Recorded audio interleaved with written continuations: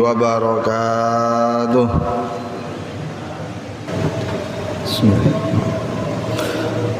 Innal hamdalillah nahmadu wa nasta'inu wa nastaghfiruh wa na'udzu billahi min shururi anfusina wa min sayyiati a'malina. May yahdihillahu fala mudilla lahu wa may yudlil fala hadiya lahu. Asyhadu an la ilaha illallah wa asyhadu anna Muhammadan abduhu wa rasuluh la nabiyya wa la rasula ba'da. Fa inna asdaqal hadits kitabullah wa khairal hadi hadi Muhammad sallallahu alaihi wasallam wa sharral umuri muhdatsatuha wa kullu muhdatsatin fid din bid'ah wa kullu bid'atin dhalalah wa kullu dhalalatin finnar. Allahumma salli wa sallim wa barik ala nabiyyina Muhammad wa ala alihi wa sahbihi wa man tabi'ahum bi ihsanin ila yaumiddin. Qala Allah ta'ala fi kitabil karim. A'udzu billahi minasy syaithanir rajim. Bismillahirrahmanirrahim. Ya ayyuhalladzina amanu taqullaha haqqa tuqatih wa la tamutunna illa wa antum muslimun. Alhamdulillah, jamaah salat Jumat yang dimuliakan oleh Allah Subhanahu wa taala.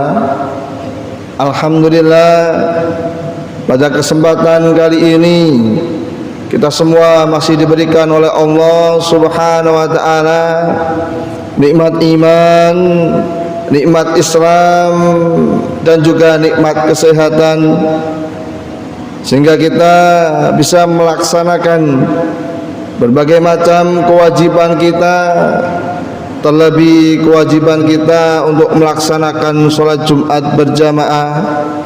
Maka mudah-mudahan seluruh amal ibadah kita pada hari ini diterima oleh Allah Subhanahu wa ta'ala. Dan tak lupa, rasa syukur juga harus kita lantunkan ketika kita mendengar berita kebahagiaan, terlebih berita yang saat ini dialami oleh saudara-saudara kita yang ada di Palestina. Mereka mendapatkan kemenangan yang mereka perjuangkan berpuluh-puluh hari, yang akhirnya Allah Subhanahu wa ta'ala memberikan kemenangan kepada mereka. Maka kita yang ada di sini, yang ada di Indonesia, meskipun kita jauh dari Palestina, tapi kita harus merasa bahagia dan juga mensyukuri kenikmatan tersebut, karena sudah jelas Rasulullah SAW mengatakan, man la yahdam bi amril mu'minin, siapa orang yang beriman tidak mau memperhatikan keadaan saudaranya, terlebih ini adalah keadaan saudara kita yang ada di Palestina. Bertahun-tahun mereka memperjuangkan kemerdekaan mereka, dan alhamdulillah beberapa hari yang lalu mereka mendapatkan kemenangan dari Allah Subhanahu wa ta'ala. Kita harus bersyukur dan harus ikut bahagia. Dan kalau bisa jamaah yang dirahmati Allah, setelah sholat Jumat nanti lanjut dengan sujud syukur. Kita sujud syukur untuk mensyukuri kenikmatan tersebut, karena ini juga merupakan kebahagiaan bagi seluruh kaum muslimin yang ada di dunia. Jamaah sholat Jumat yang dimuliakan oleh Allah, sebagai khatib saya mengingatkan diri saya secara pribadi dan mengajak kepada seluruh jamaah sholat Jumat yang dimuliakan oleh Allah Subhanahu wa ta'ala. Mari di hari yang mulia ini, di tempat yang dicintai oleh Allah Subhanahu wa taala ini, mari kita senantiasa meningkatkan keimanan kita, meningkatkan ketakwaan kita kepada Allah Subhanahu wa taala. Karena Allah Subhanahu wa taala berfirman, "Wa tazawwadu fa inna khayra zadi taqwa." Bekal yang terbaik untuk berjumpa dengan Allah Subhanahu wa taala tiada lain melainkan bekal ketakwaan. Jamaah salat Jumat yang dirahmati Allah, adapun tema khutbah Jumat kita pada siang hari ini yaitu berkaitan tentang 3 benteng yang bisa dimiliki oleh orang yang beriman. Jamaah salat Jumat yang dirahmati Allah, kita hidup di dunia ini tidak akan pernah terlepas dari godaan setan. Setan silih berganti melakukan serangan dengan balah tentaranya agar kita ini terperosok dalam kesesatan dan kemaksiatan, dan akhirnya kehidupan kita dipenuhi dengan kesusahan dan kegelisahan karena dosa-dosa yang kita lakukan. Maka sebagai orang yang beriman, kita ini membutuhkan benteng yang bisa melindungi kita agar kehidupan kita ini terjauhkan dari dosa dan juga jauh dari berbagai macam rasa gelisah, jauh dari rasa ketakutan. Benteng-benteng itu diterangkan oleh Rasulullah sallallahu alaihi wasallam, yang mana pesan ini disampaikan kepada Ubay bin Ka'ab. Al-husunu lil mu'minin salas. Benteng untuk orang yang beriman niku ada 3 hal. Yang pertama, al-masjidu hisnun lil mu'min. Masjid adalah benteng bagi orang yang beriman.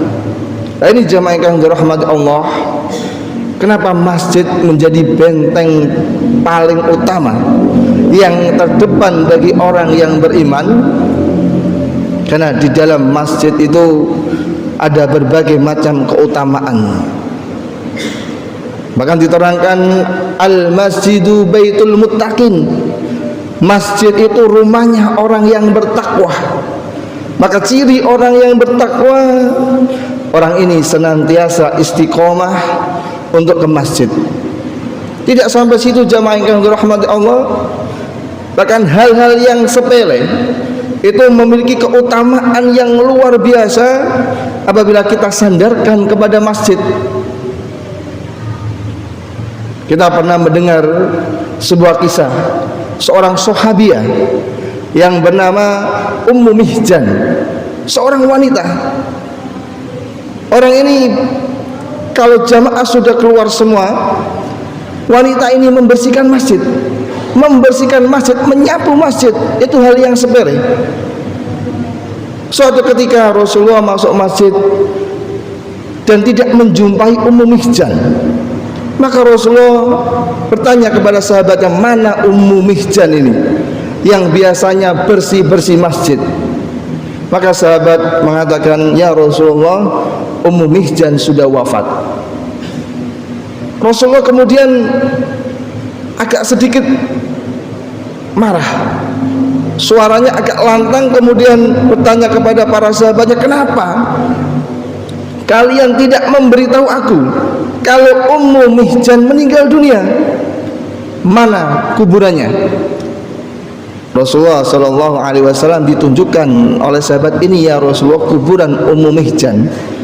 Kemudian Rasulullah salat di tempat itu. Selesai salat Rasulullah sallallahu alaihi wasallam, karena ini mukjizat Rasul, beliau masih bisa bercakap dengan orang yang telah meninggal dunia. Rasulullah bertanya, wahai Ummu Mihjan, bagaimana keadaanmu di sana? Apa yang Allah berikan kepadamu, wahai Ummu Mihjan? Ummu Mihjan menjawab, ya Rasulullah, aku diberikan oleh Allah sesuatu yang amat sangat baik, luar biasa keindahan yang Allah berikan kepadaku. Coba bayangkan jamaah yang dirahmati Allah, ini hanya membersihkan masjid. Apalagi panjenengan ada yang senantiasa memakmurkan masjid dengan menjadi muadzin, ada yang sampai menyisihkan hartanya untuk membangun masjid. Mudah-mudahan semuanya diterima oleh Allah. Saya yakin akan ada banyak keberkahan dan pahala yang Allah janjikan bagi orang-orang yang memakmurkan masjid. Baru membersihkan masjid, Allah berikan pahala yang luar biasa.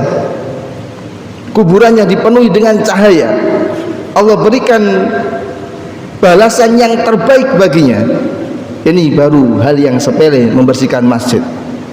Kemudian di hadis yang lainnya Rasulullah SAW menerangkan, idza ra'aita ar-rajula ya'tadu ilal masjid, jika kalian mendapati orang itu terbiasa menuju masjid, fashhadu, maka saksikan, fa inna lahul iman, maka orang ini benar-benar memiliki keimanan.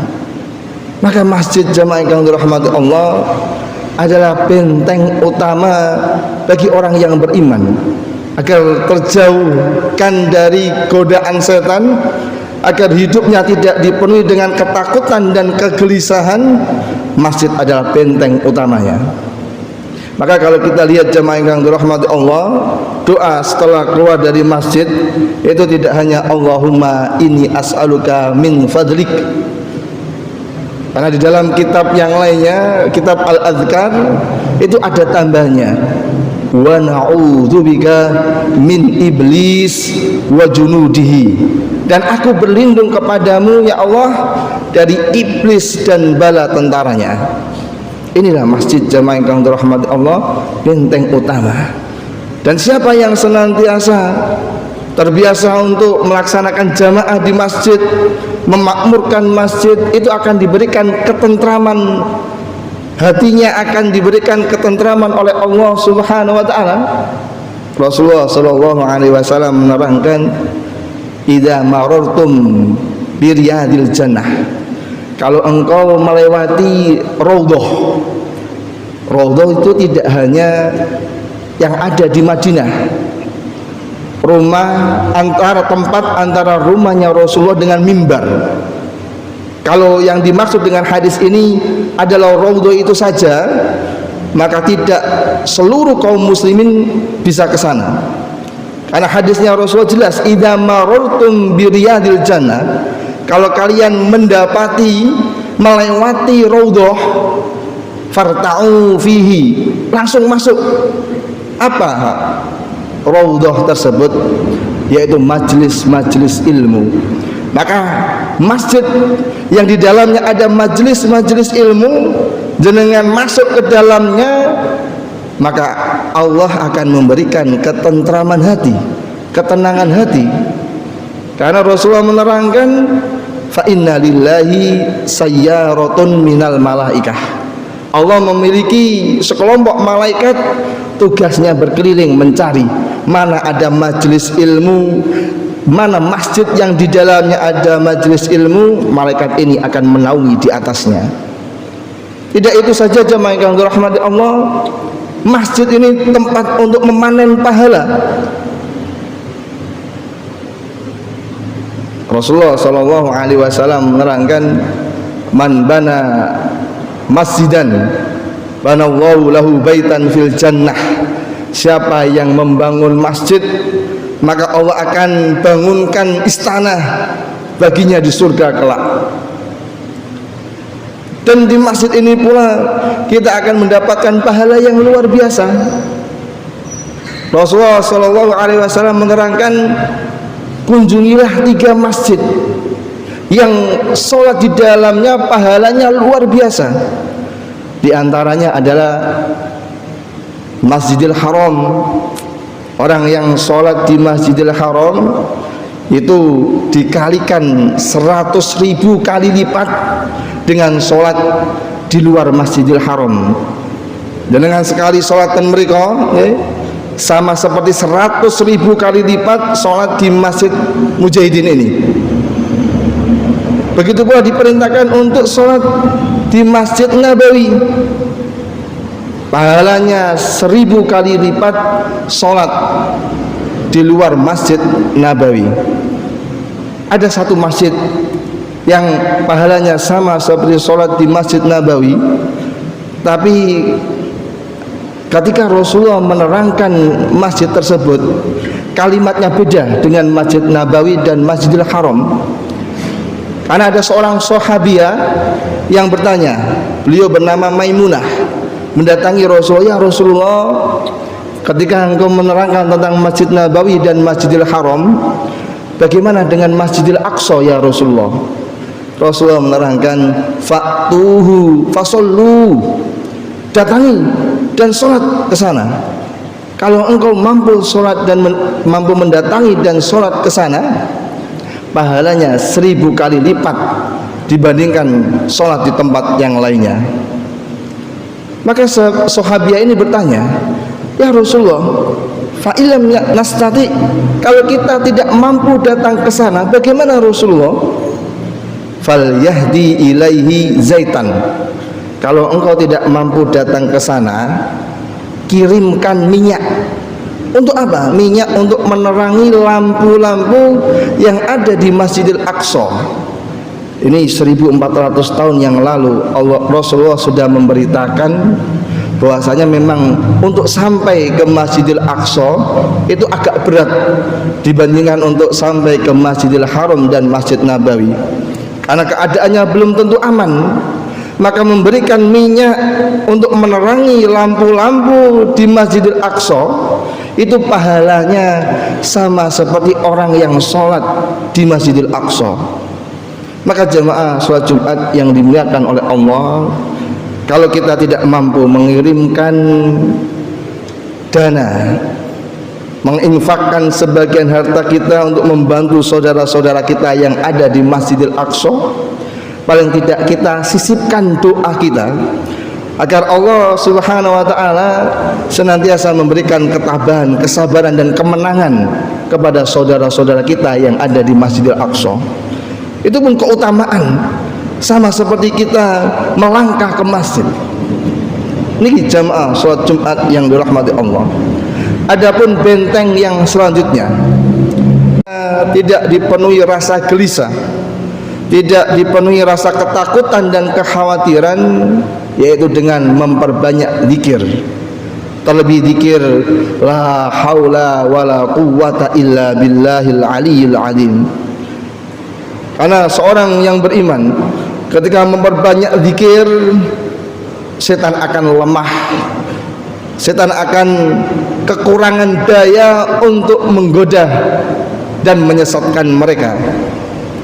Dan yang terakhir, jamaah salat Jumat yang dimuliakan oleh Allah, benteng terbaik agar kita terhindar dari godaan setan, sehingga kehidupan kita tidak dipenuhi kegelisahan dan kekhawatiran, yaitu dengan membaca Al-Quran. Al-Quran adalah wahyu Allah yang Allah turunkan kepada Nabi yang terbaik, di bawah oleh malaikat yang terbaik, dan diturunkan di bulan yang terbaik. Maka siapa yang senantiasa berpegang dengan Al-Quran, membaca Al-Quran, maka dirinya akan dibentengi oleh Allah Subhanahu wa ta'ala dari godaan setan. Aqulu qouli hadza astaghfirullah lakum wa lisairil muslimina wal muslimat min kulli dhanbin innahu huwal ghafurur rahim.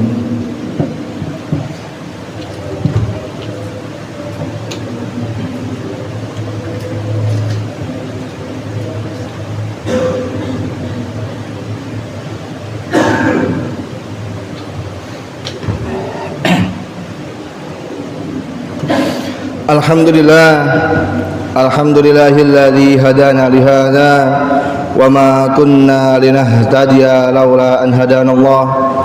Innallaha wa malaikatahu yusholluna 'alan nabi يا أيها الذين آمنوا صلوا عليه وسلموا تسليما اللهم اغفر للمسلمين والمسلمات والمؤمنين والمؤمنات الأحياء منهم والأموات إنك أنت سميع قريب مجيب دعوات فيا قاضي الحاجات اللهم أعز الإسلام والمسلمين ودمر أعداءك أعداء الدين اللهم انصر إخواننا المسلمين في Palestina. Ya Allah, berikanlah kemenangan yang hakiki kepada saudara-saudara kita yang ada di Palestina, dan lindungilah mereka dari tipu daya orang-orang Yahudi yang senantiasa menyerang dan memusuhi mereka. Rabbana la tada' lana dzamban illa ghafartahu wala hamman illa farajtahu wala dainan illa qadaitahu ya arhamar rahimin. Ya Allah, ya Rahman, ya Rahim, apabila ada di antara kami yang Kau uji dengan penyakit, maka sembuhkanlah penyakit kami dan berikanlah kesabaran kepada kami untuk menghadapi penyakit tersebut. Dan apabila ada di antara kami, ya Allah, ya Rahman, ya Rahim, yang terlilit hutang, maka mudahkanlah kami untuk melunasi hutang-hutang kami, ya Arhamar Rahimin. Rabbana zalamna anfusana wa illam taghfir lana wa tarhamna lanakunanna minal khasirin. Allahumma rzuqna husnal khatimah. Allahumma hawwin alaina fi sakaratil maut. Allahumma ij'al akhira kalamina la ilaha illallah. Allahumma ajirna minan nar. Allahumma ajirna minan nar. Allahumma ajirna minan nar. Allahumma adkhilna jannataka jannatal firdaus. Allahumma adkhilna jannataka ma'al abrar. Rabbana atina fid dunya hasanah wa fil akhirati hasanah wa qina adzaban nar wa qina adzaban nar wa qina adzaban nar. Alhamdulillahirabbil alamin. Aqimus shalah.